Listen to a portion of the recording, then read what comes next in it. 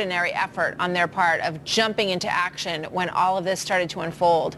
And we wait for news on this shooter, whether or not there is only one shooter, and confirmed numbers of how many people have potentially lost their lives and been wounded here this morning, Bill. On standby, Jennifer Griffin, Peter Ducey, Steve Centani, KT McFarland in studio. So too is Rod Wheeler, former homicide detective in our nation's capital. Rod, I just want to go back to you because it's been a couple minutes since we have spoken, but you're watching the images here. What do we need to understand? What do you need to tell us about this operation and how it's unfolding? Well, first of all, let me just tell you that I just got a text message that the reason that the police, Bill, believes that there may be two shooters is because they just got information from two hospitals, George Washington Hospital and the Washington Hospital Center, where the victims were taken. Here's what's really interesting.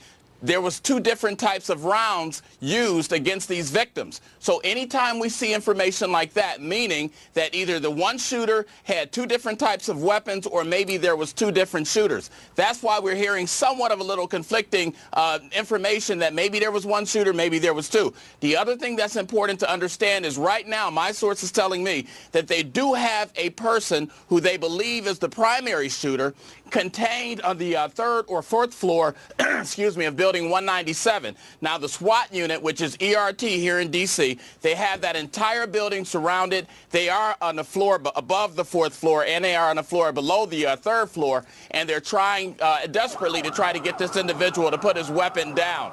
One last thing is very important. Tyler Elementary School is less than a block away from the Navy Yard. It's actually right up 8th Street.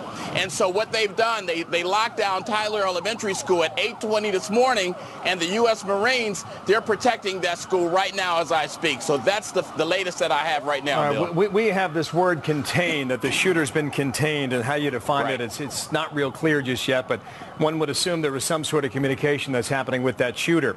Rod, thank you. Stand by. KT McFarland, Jennifer Griffin, back to Peter Ducey live at the scene as well. Before we get to Peter, though, let's drop back in on the Pentagon and check in with We'll go to Jennifer Griffin now, who is standing by and working her sources on this story. Jennifer, what are you learning?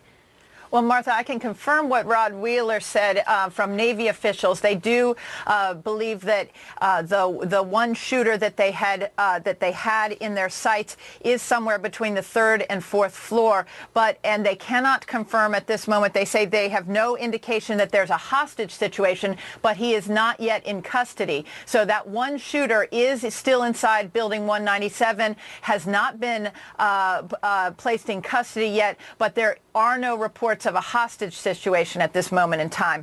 We also can report that Admiral Jonathan Greener, the Chief of Naval Operations, the top Navy officer in the Navy, the person in charge of the Navy who sits on the Joint Chiefs, he was on base at the time of the shooting. He was safely evacuated and is in a safe location at this moment in time, Martha. All right, Jennifer, thank you. We'll be right back to you in a couple of minutes. All right, straight away to Peter Ducey. Peter, what do you have now?